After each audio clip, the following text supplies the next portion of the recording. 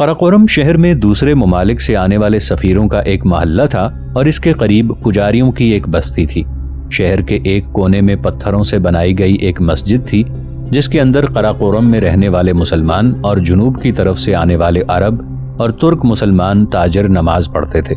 اسی مسجد کی بغل میں بدھ مت والوں کا مندر اور نستوری عیسائیوں کے لکڑی کے چھوٹے چھوٹے بنے ہوئے گرجے تھے۔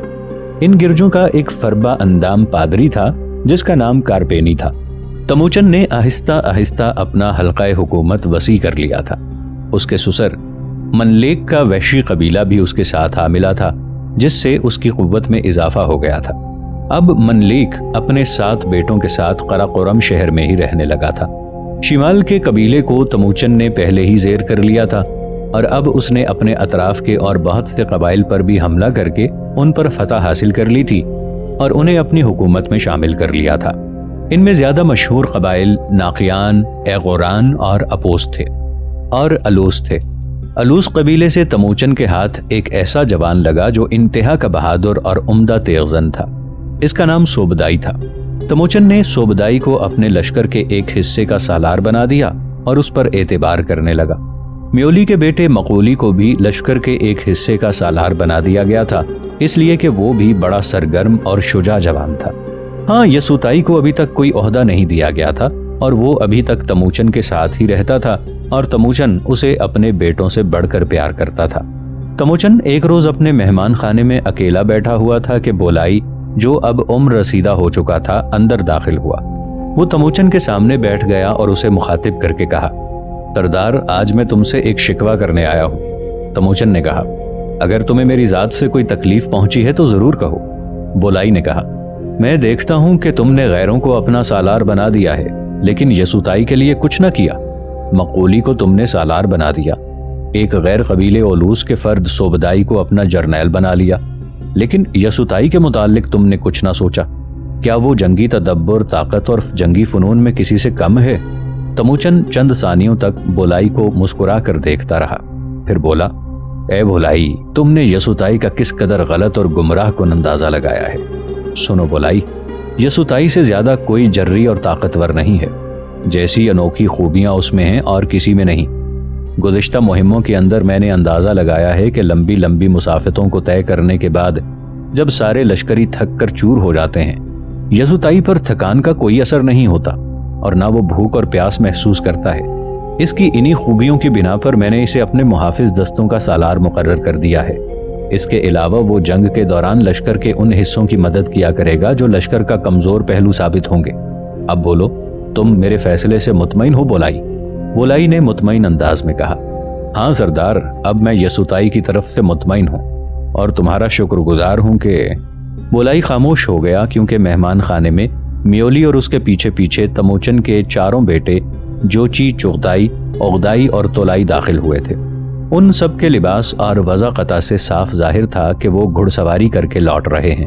تموچن کے 4 بیٹے اس کے پہلو میں بیٹھ گئے جبکہ میولی نے سامنے بیٹھتے ہوئے کہا، اے سردار، میں آپ کے پاس ایک ایسی خواہش لے کر آیا ہوں جس کے متعلق میرا خیال ہے کہ اس کے پورا ہونے کا وقت آ گیا ہے۔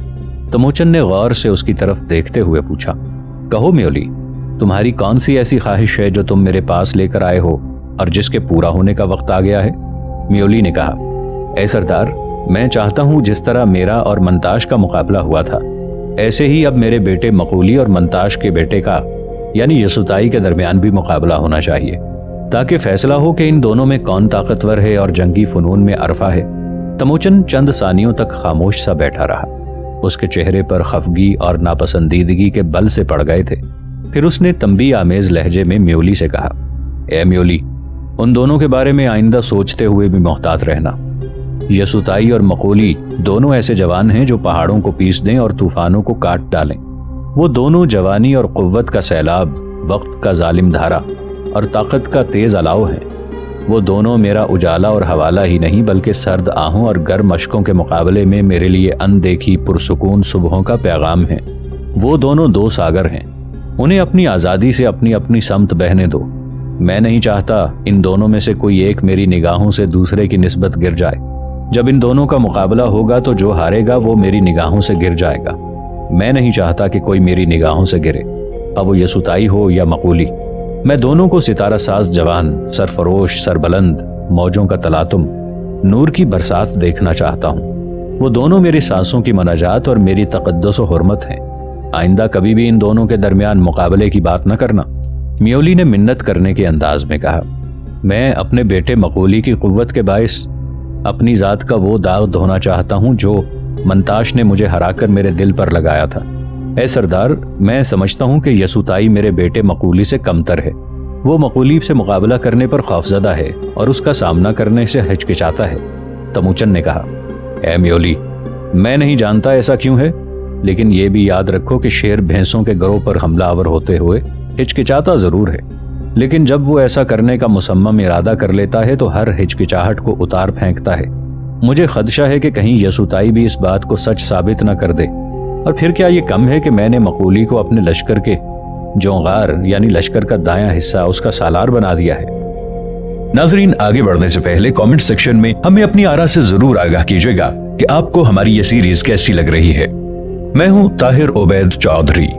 आइंदा आने वाली अक़साद से बाखबर रहने के लिए हमारे चैनल को सब्सक्राइब कर लें और साथ मौजूद बेल आइकॉन को जरूर क्लिक कर लें। शुक्रिया।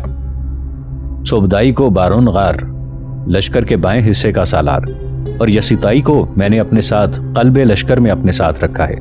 वो एक तरह से मेरे मुहाफिज दस्तों का सालार होने के अलावा क़ल्बे लश्कर का नायब सालार हुआ करेगा।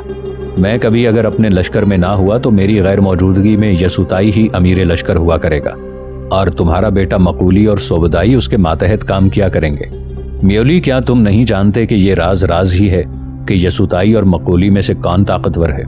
अगर यसुताई ने मकूली को जेर कर लिया तो तुम्हें किस कदर मायूसी होगी।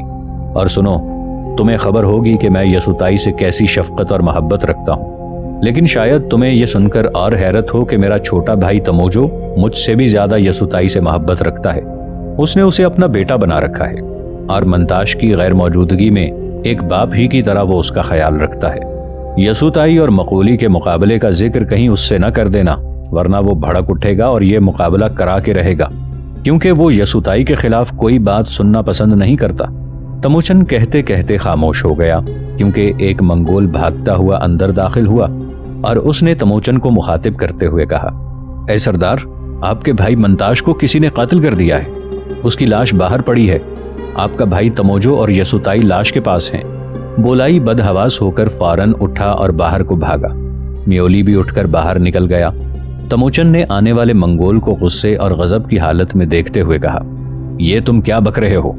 आने वाले मंगोल जवान ने कहा, मैं ठीक कहता हूँ सरदार, मंताश जख्मी हालत में यहाँ पहुंचा था और यहाँ आते ही उसने दम तोड़ दिया। मुझ पर एतबार करो सरदार, वरना खुद बाहर निकल कर देख लो। उसकी लाश इस मकान से बाहर पड़ी है जिसमें यसुताई और बोलाई रहते हैं। तमुचन ने दुख से कहा, आह मंताश, तू अपनी बीवी और बेटी की तलाश में गया हुआ था। उसे किसने कत्ल कर दिया? हाय हैफ, अब तो उसकी बेटी भी खूब बड़ी हो गई होगी। कितने दुख की बात है कि मंताश ने अभी तक अपनी बच्ची का नाम भी ना रखा था कि वो उससे बिछड़ गई। फिर तमुचन तकरीबन भागता हुआ मेहमान खाने से बाहर निकल गया।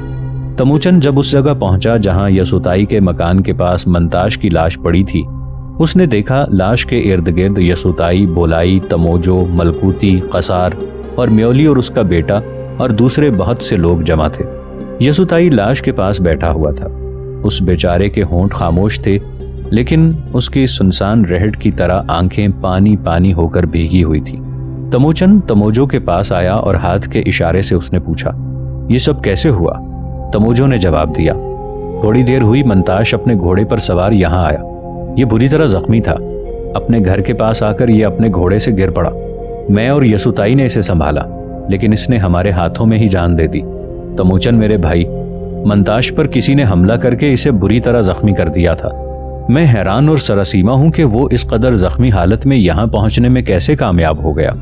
मरने से सिर्फ चंद लम्हे पहले यसुताई की गोद में उसने कुछ पुरस्रार अल्फाज कहे थे। यसुताई कह रहा था वो इन अल्फाज के सहारे न सिर्फ अपने बाप के कातिलों को बल्कि उन लोगों को भी तलाश कर लेगा जो उसकी माँ और बहन को उठाकर ले गए थे। तमुचन ने बेताबी के आलम में कहा, मरने से पहले मंताश ने क्या कहा था?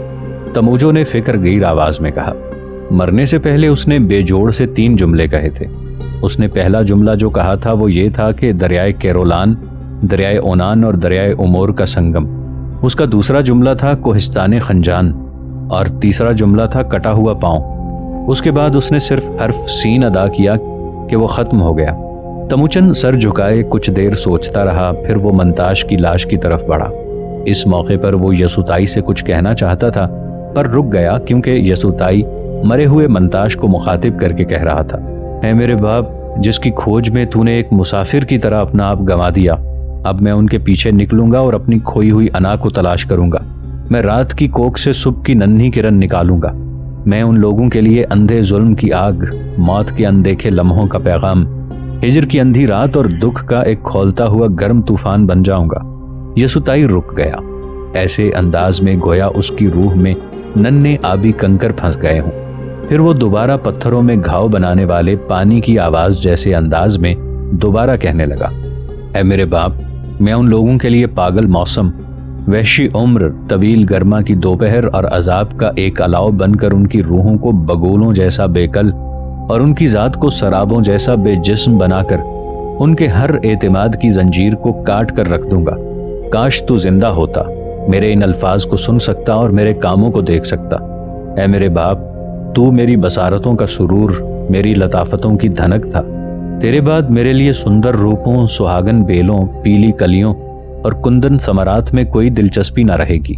آہ میرے باپ، اب جب کہ تو موت کی ابدی نیند سو چکا ہے، کن حروف کی نظر پیش کروں؟ کاش تیرے سائے کی مہک مجھ سے جدا نہ ہوتی۔ تیرے بعد دل کی صداؤں کی بازگشت میں اڑتی اڑتی خواہشوں میں کوئی جستجو اور کشش نہیں رہے گی۔ تیرے بعد اس شہر کی چٹانیں میرے لیے ویران ویران اور یہ گھر بیتے ہوئے لمحوں کی طرح سونے کھنڈر نہ دکھائی دیں۔ میرے باپ، یہ بے وقت جدائی میرے معصوم تمناؤں کے گھروندے مسمار کر دے گی اور میرے پرانے زخموں کو بری طرح کرید کر رکھ دے گی۔ اے میرے باپ، کچھ بھی ہو، میں تیرے دشمنوں کے خونے دل میں قلم ڈبو کر اپنے روشن مستقبل کی تحریریں رقم کروں گا۔ پر ہائے حیف، اس وقت اے میرے باپ، تو میرے ان کارناموں کو دیکھنے والا نہ ہوگا۔ یسوتائی خاموش ہو گیا، پھر دکھ اور غم میں اس کی گردن اپنے باپ کی لاش پر جھک گئی تھی۔ تموچن آگے بڑھا اور یسوتائی کو بازو سے پکڑ کر اوپر اٹھایا، پھر وہ اسے اپنے ساتھ لپٹا کر تسلی دینے لگا۔ پھر منتاش کو کوہستان برفان کالدون پر دفن کر دیا گیا۔ یہ وہی پہاڑ ہے جس پر چنگیز خان کو بھی دفن کیا گیا تھا۔ یسوتائی اور بولائی دیر تک وہاں قبر پر بیٹھے دعا مانگتے رہے۔ پھر ان دونوں نے مل کر بنفشے اور جنگلی قسم کے ڈھیروں پھول جمع کیے اور سارے پھول منتاش کی قبر پر ڈال کر اپنے گھر کو لوٹ گئے۔ تموچن کے سسر منلیک کا بیٹا تپتنگری، جو پراسرار علوم کا ماہر تھا اور جو روحوں کو اپنے قبضے میں رکھنے کا دعوے دار تھا، بنیادی طور پر ایک فتنہ پرور اور شرارتی انسان تھا۔ اس نے ارادہ کر لیا کہ تموچن کی نگاہوں میں اس کے بھائیوں کو گرا دے گا اور خود تموچن کے ہاتھوں میں ہی ان کا خاتمہ کرا کر اپنے لیے اس قدر اہمیت حاصل کر لے گا کہ تموچن کے بعد وہ خود منگولوں کا حکمران بن جائے گا۔